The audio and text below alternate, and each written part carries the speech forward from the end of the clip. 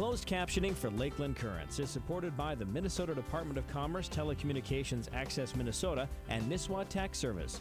Nisswa Tax Service, tax preparation for businesses and individuals. Across from City Hall in Nisswa and online at nisswatax.com.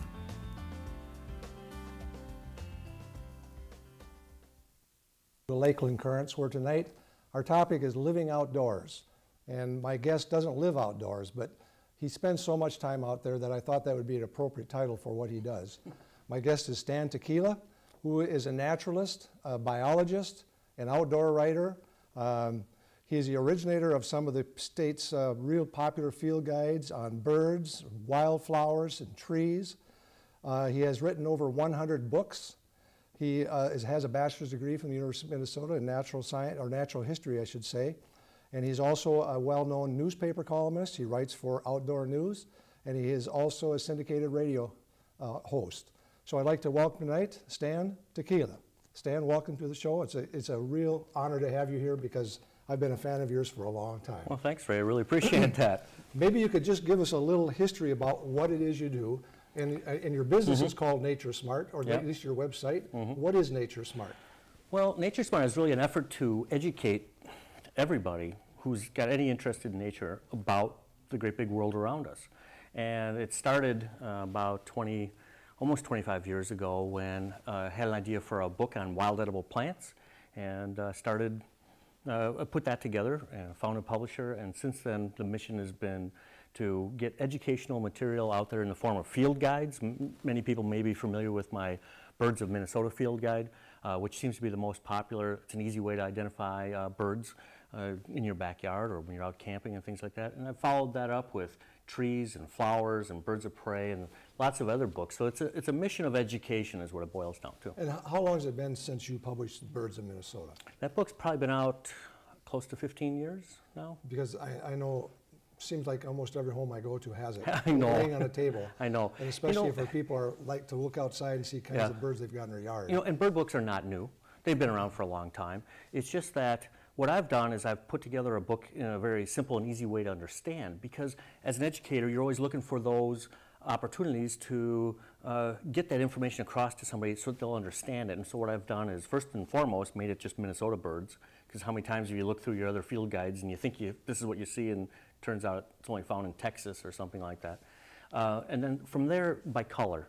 And now, I've received a lot of criticism in the past for organizing the book by color, but it works for the average person who, when they see a small yellow bird in their backyard, they look in the yellow section.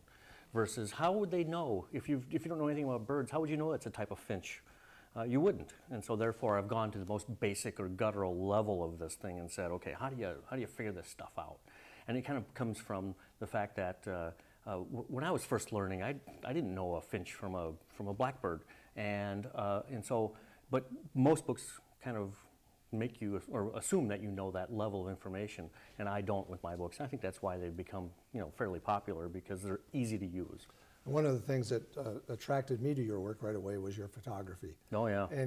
But you are a self-trained photographer. That isn't what you formally were trained for. You were formally trained right. as a biologist. Yeah, I'm a biologist, a naturalist, really. Kind of what I like to say, the big picture of things. So everything from the bugs to the mammals to the plants, and everything in between. And so the photography has kind of become a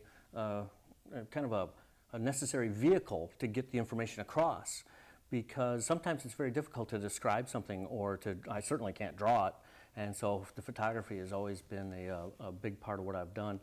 And I've always photographed. It's just, I've always photographed in a kind of a normal way. It's just that when I needed to really kind of show specific things, whether it be a plant or an animal or a bird, having the photographs makes a big difference. And here's the one thing. The photography slows you down so much that you're forced to watch and observe that bird or that animal for long, long, long periods of time. And during that process of watching, observation, you learn so much. Behaviors are very evident to you at that point. And so it's really a great tool to be a great observer of nature using a camera, because it's not unusual for me to spend many, many hours. I mean, may even be weeks watching a particular bird, particular animal, and photographing it, looking for a specific behavior or something like that. And when you do that, as a photographer, it really increases my body of knowledge as a biologist. It's really, they really turned out to be just hand in hand. It's been a great, and something that was a little unexpected. And you know, I've been at this for about 25 years now, and it's it really is. Now it's an extension of my hand, literally.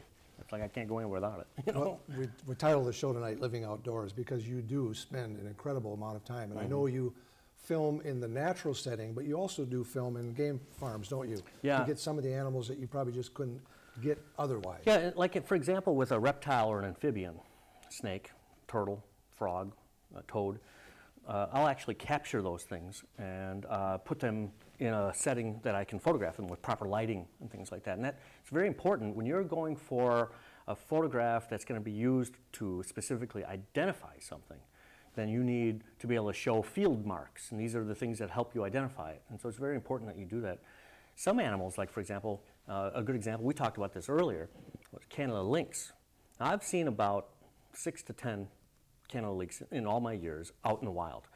And every single one of them, except for one, was running away from me as fast as it could. This past winter, I actually was lucky enough to find one that stuck around long enough for me to get some pictures of it. Really? Yeah, and they're very, very elusive animals. Cougars are another good example of that. Very, very difficult to find something like that in the wild. I mean, nearly impossible, in fact. So therefore, what I do is I'll use an animal model, if you will, in which I can photograph it, and it's not running away from me, and I get to see the picture of its tail as it goes away. Well, just staying on this photography piece for a minute, Yeah. maybe you could tell us a little Yeah. bit about the equipment that you use, because I find that fascinating too. I think I do too. I'm a gadget guy, and I love all the stuff here too. This is kind of my main long lens that I use, and this is an 800 millimeter 5.6 lens, and this thing's autofocused and image stabilized, which means that it really helps to make the images clearer, and it's incredibly fast lens too. And then it's all digital photography these days. This is I happen to shoot Canon, but there's many different brand names out there. And this is a camera that shoots 10 pictures per second. Wow. So, which is pretty good for stills. And it is a 16 megapixel camera. So it's very large files. And they're really the way to go. I mean, and it's a single lens reflex. So you're looking literally through an eyepiece, and you're getting instantaneous response when you push that button to go. And this thing is so big and so heavy, you have to have it on a tripod at all times. So often you set up a little camouflage area? Yeah, and that's why, you see underneath here, it's all white, and that's why the camouflage is on here, so that it, because the white really is not good when you're trying to be not seen in the wild and things like that. And then I have lenses ranging all the way down to the small stuff. Small. Yeah, exactly, small stuff here. This is a zoom lens, goes from 100 millimeters to 400 millimeters, and this is something that is that I'll use over my shoulder, carry with me. I use it for grab shots for things that get up too close to me. I've had many cases where I was photographing, like last week, photographing a grizzly bear. The bear's walking towards me. I'm using my big long lens, but as it gets closer and closer to me, the bear's too big to fit in these big lenses, so switch to something like this, and you're able to shoot with this just off. I take it off my shoulder and do it. So it's like a permanent part of my body sometimes, it feels like. Well, tell us about some of the places you've been and some of the unique experiences you've had, because I know you've been all over. Yeah, I travel to do this because you have to go where the animals are at and where the birds are at. And as I was mentioning just last week, I was in Yellowstone photographing grizzly bears and wolves for a new book that I'm doing on the canids, which are the coyotes, foxes, and wolves. And so the traveling part of it is always exciting and always fun, but it's always very difficult, because about the time on day 8, and you've been eating frozen peanut butter and jelly sandwiches, and you know you're cold and you're tired and everything, I always think about, oh yeah, real glamorous job, you know, yeah, because it can oftentimes be kind of overwhelming and difficult situations. But don't get me wrong, I absolutely love it and wouldn't do anything else, you know. But so. you filmed in just about every state in the Just United about States. just about every state, everywhere from Alaska to Florida, Maine to California, all points in between. There's a few places that are devoid of any kind of interesting wildlife, so I haven't been there. But everything else, Alaska is my all-time favorite. If I was forced to pick one, Alaska is by far one of the most amazing. Although I recently spent some time down in Mexico, and the diversity of birds and animals and reptiles and amphibians and everything down there is, you know, the closer you get to the equator, the greater the diversity of animals and birds and things. And so, yeah, they're almost apples and oranges, but for some reason, Alaska always pulls What on me. are a couple of the unique experiences you had in the field? I don't know. It's hard to say. There's so many. Last week, while waiting for some wolves in what's called a rendezvous point, which is where the wolves gather right before they go out to hunt, and they'll get together, they'll howl, and all the wolves will come in from that single pack, just one pack, and there may be anywhere from 7 to 10 members or so, and they'll kind of get together and greet each other, and then they'll kind of break off and make a plan and go out and hunt. While waiting for that, this is just last week, had both the alpha male and the alpha female from a pack of wolves come down off the mountain, come right at me, and kept going. And I thought, holy mackerel. And this is another case where I was shooting a big long lens, except I didn't have my shorter lens on me, and had the alpha female wolf literally walk within 75 feet of me, stop, turn, look at me, look me up and down as I was trying to photograph her through here, and thinking, wow, I mean, not 75 yards away, but 75 feet away. It's like, she was right there, you know? Oh. And it's just like you're holding your breath the whole time, and it's like, wow. And so then she walked on through, and the male, as he came down the same pathway, he kind of came down, and he went the opposite way. The female went to my right, male went to the left, and he went around in about 100-foot radius around me, went all the way around, and came back, and as he came right out in front of me, he stopped, looked me right in the eye, lifted his leg, and peed on a bush. And I'm sitting there thinking, you know, I know exactly what he's saying. He's like, all right, you see that circle I walked off, pal? Inside that's your territory. Everything else is mine. Take a hike. You know, and it was really truly amazing. And that's a shot that I've got where he's just looking right at me. He's a black wolf, completely black, white jowls, and it's snowing. This was last week, and it was snowing. And he's sitting there looking. He's in Yellowstone. He's just looking right at me while he's scent marking this bush there. It was truly amazing stuff. And those are the things that really stick with you. And you go to bed that night, and that's what you think about. You think, wow, that was pretty neat. You also have done some work with grizzlies. Oh, okay. Are you pretty cautious, I hope, about how close you get to them? Yeah, grizzlies are something that you don't mess with them, you know. They're so massive, so powerful, and so unpredictable. You have to be very, very careful when dealing with those things. Any wildlife you have to be very careful with. Venomous snakes, I like to stay away from too, because I'm not really good. Oh, look, they're showing one up now. That's a grizzly there. That's a wonderful bear. That is a bear that walked on a mountainside and crossed the river, came up and shook off. I caught all those water droplets. There's a mother grizzly there with 4 cubs. Look at the little one on the very bottom there. Little tiny one. That little tiny one had a hard time keeping up to the rest of them. Oh, really? And it would literally jump up onto the mom's kind of behind and grab a hold and hang on for dear life, because it had a hard time keeping up. So I figured out a way to keep up was to grab onto mom's butt basically and hold on as she walked, and then all the other cubs would scamper along too. Wow. So it's some really amazing experiences there. And I know you said you go to Alaska sometimes with a group of other photographers, and you're the only biologist in the group, it sounds like? Yeah, of all the people I photograph with, I'm the only biologist. Everybody else comes at it from the photography end of it. I've always, being a biologist, I come from kind of the natural history part of it, the biological side of it, and everybody else comes at it from the photography standpoint. I like to, for me, most of my interest lies in the animals and the birds and getting people to understand what they are. When you understand what's going on in nature, I firmly believe that you as a person or a society or whatever are going to make better choices when it comes to the environment. And for me, that's what it's all about. It's trying to get that message out there of education about these things. We've learned so much over the past 100+ years in the United States. Look, our attitudes have changed dramatically. It used to be that bald eagles were considered a bad thing because they were competition for our food, and now, you know, we obviously know better on those types of things. And we have a long way to go in a lot of different areas, but it's still,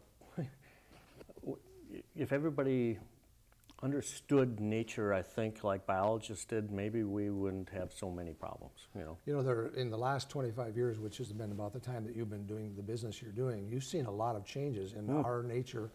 Oh my gosh. You live in Victoria, Minnesota, so you and your wife and your daughter are native Minnesotans, not native Minnesotans, but Minnesotans now. Yep. What are some of the changes that you're seeing in the bird population? That's interesting that you should mention that.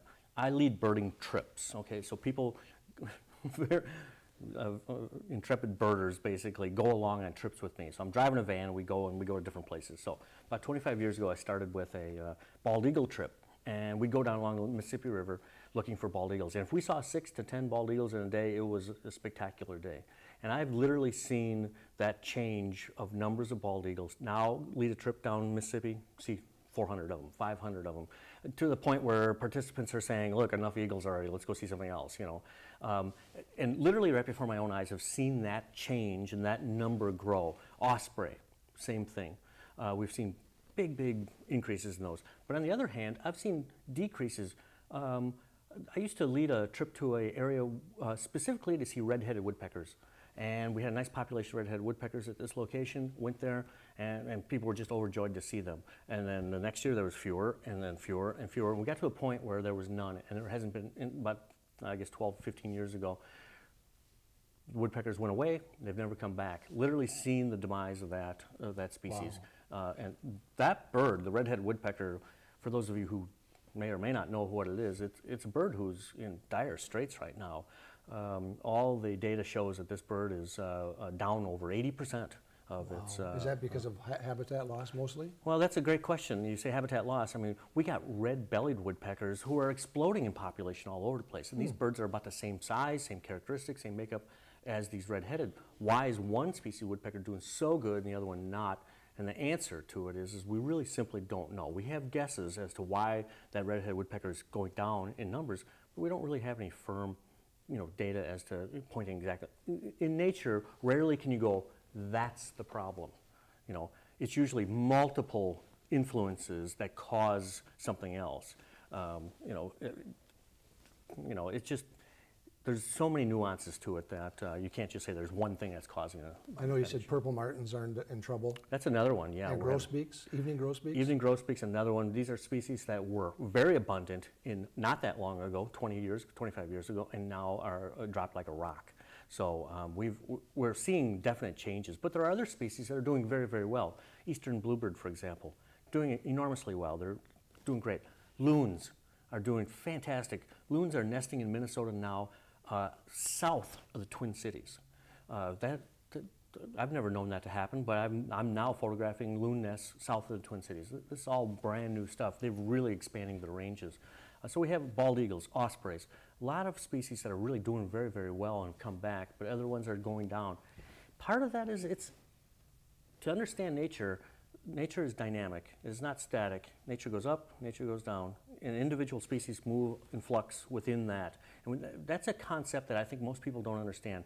And they'll say things, oh, it used to be this way, why isn't it still? Well, because things in nature changes all the time. And we have to temper our viewpoints of nature and try not to think of it in such a static way that, well, it used to be this way, so it should always be that way. That's not how it works in nature. Everything changes in nature all the time. Let's run through some of these. You brought some pictures of animals, and maybe yeah, just run through a little bit. The black bears and the grizzly bears. Is there anything you want to say about those populations? What's happening there? Our black bear population is doing very good in Minnesota, and just look around, you can see them. They're doing fairly well. That's a picture there that I took up in northern Minnesota. That's about a one-year-old bear. Now, how close were you actually to these bears? Pretty far, pretty far. That's a bear that took out that in the Tetons. That's in the fall. It was up in this tree eating the berries. That's about as best a picture I could get of him because he was so busy eating all the time. But you can see black bears come in different color phases too. There's a black bear, nice big male there. He was in Yellowstone actually. That was last May. And it's so funny to watch these guys. They graze like cows all the time. They're grazing on the green grass. Everyone thinks of them as such man-eaters and killers and things. That actually is a mother. Look how brown she is. That's a mother black bear who looks kind of like a grizz, doesn't she? Yeah, she does. Yeah, and that's also out in the Tetons. And that's up from northern Minnesota, up at the Vince Schutte at the bear sanctuary up there. And that's a mom and a one-year-old cub there. So gorgeous looking animals, though, aren't they? I just love bears. Bears are. They really are. Look at that. Yeah, he's cute there, hanging up in his tree. He's probably 20 feet up in the air in that tree, dancing around in those branches like it's nothing at all. And that little branch is just hanging on there. It's kind of a neat thing. So bears are, I don't know, they're just one of those fun and interesting, critters, I think. So. And let's talk a little bit about some of your bird work, because I know you're pretty proud of I love the birds. Some of the things you've done with birds, and maybe we could look at some of the. Well, I'd say 90% of what I do is birds. There are many, many bird species in the world, and here's just a few things from recent. This is just this fall. I happened to catch 2 bald eagles sitting in a branch. I like the scene of this picture. Shows the scene, the fall time, and it's kind of a nice, I don't know, composition of fall and wild bird type of thing. So here's a scarlet tanager. Aren't these things just amazing? This is a bird that is deep woods, deep forest, oftentimes singing pretty much all morning long. And those are just great songbirds. They really are. They're not easy to photograph, believe me. They're very, very difficult. So there's a scissor-tail flycatcher. This doesn't occur in Minnesota. I took that down in Kansas or Oklahoma or something like that. That's just a remarkable bird, isn't it? To me, look at that. It's got to be about a 15, 18-inch tail on that That thing. is amazing. Yeah, it's really something. Just kind of a fun little species. There's another scissor-tail flycatcher. That's a female. She's got a shorter tail.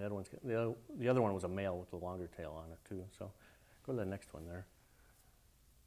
I just happened to take that this fall. I was working on photographing blue jays, and this nuthatch kind of stopped by for a visit, and I got some pictures of him there. I just thought it kind of neat. Look how he blends in so well with that log too. It really does. Kind of neat. But I like the fall colors in there to make it look like it's. You can tell the season.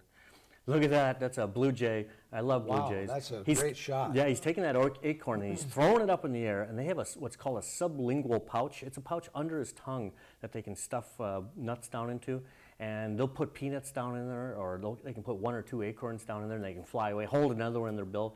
But I caught that moment there just as he was throwing it up in the air, and he's just about to catch that acorn. Isn't that fun? That's a great shot. That's actually in my backyard.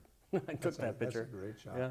Same thing in my backyard. Just, I love the play of color and how the animal looks within it, and just fits really well. So, birds are endlessly fun to photograph, and they hold a lot of appeal to a lot of people. I don't know why, but it's kind of neat. Maybe we could jump down to some of the pictures you've taken in the wild of whitetail.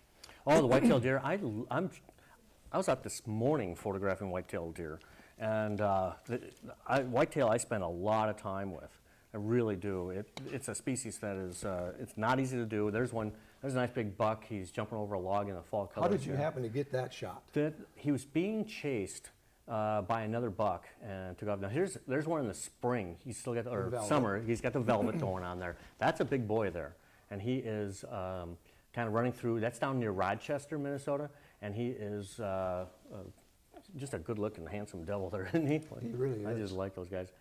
So that is a younger one who I like action. Anytime you can show some kind of action there. Look at that guy. He's just running all 4 feet off the ground, just sprawling along, tail in the air. I think that's and a that's great a little, shot. Yeah, and that's a little fawn in the springtime. Now, how close did you actually get to that fawn? About 25 feet or so. Oh, really? Yeah, people don't understand the fawns, that they're supposed to lay there. They're supposed to be motionless. They're supposed to be just sitting there. They're not abandoned. And oftentimes people think they're abandoned. They never are. The mother knows right where they're at, and she always comes back for them. So, how about you got some great shots of cougar and of lynx? Yeah, here's a couple of good examples of species that are normally in the wild very, very difficult to get close to. That's a Canada lynx right there. Look at how long those ear tufts are. Big, bright yellow eyes. They have extremely long legs to get them through deep snow, and the pads of their feet are absolutely enormous. And they use that like snowshoes to get themselves across on top of the snow. And they use that because they're hunting mainly snowshoe hare in the wintertime, cottontail rabbits, that type of thing, but they occur way up in the north. And there's a cougar. That's about a 130-pound male cougar who, tell you what, there's very few animals I'm afraid of. That's one of them right there. Those cougars are so skilled, so powerful, and have every ability to take down an adult male very easily. So that's an animal you got to give a lot of respect to. You really do. We are getting reported sightings of cougar in central Minnesota quite a bit. I don't think too many people see actual lynx in central Minnesota, do they? No, not in central Minnesota. Northern part of it, northeastern. Here's a great example. Last winter, I was in Superior National Forest, and I was there looking actually for spruce grouse, and came across 2 Canada lynx, and one male, one female. She was obviously going into estrus, and he was in close attendance. He would not leave her side at all. So he's basically waiting for the right time. Now cats, all the felines, they can breed at any time of year. Unlike, say, for example, any of the canids like foxes, coyotes, or wolves, where they can only breed at one time a year. The cats are any time. So here it was in the middle of winter, and this male lynx was following the female lynx around. And since she was going to sit down, he would sit down. She'd move, he'd move, and he was not going to leave her side. Wow. There's just a short period of time in which they do it. I was photographing white-tailed deer this morning, and yesterday morning also, and the whitetails are the same way. They're breeding right now, and in the rut in the fall. But the female is only available for mating for a very short period of time, a matter of hours. And so the male stays in close attendance to her and just waits and waits and waits for that time to happen. This is nature at its finest, working to make sure that the best genes are passed on and the animal or the species is the healthiest it could possibly be. So neat things going on. You're working on a new book, Remarkable Woodpeckers. I've got the manuscript right here. Tell us a little bit about that in the next 30 seconds. Oh yeah, I've got a whole series of books on those things. They're like little coffee table books, or what I call appreciation books. Here's one on owls. I have one on loons, hummingbirds, and bluebirds. I have a brand new one here on woodpeckers. I thought it would be kind of fun to bring this and show you here that these books are, at one point, just a bunch of paper gathered together, and eventually they come into being a book. And so actually by spring, that Remarkable Woodpeckers will be out.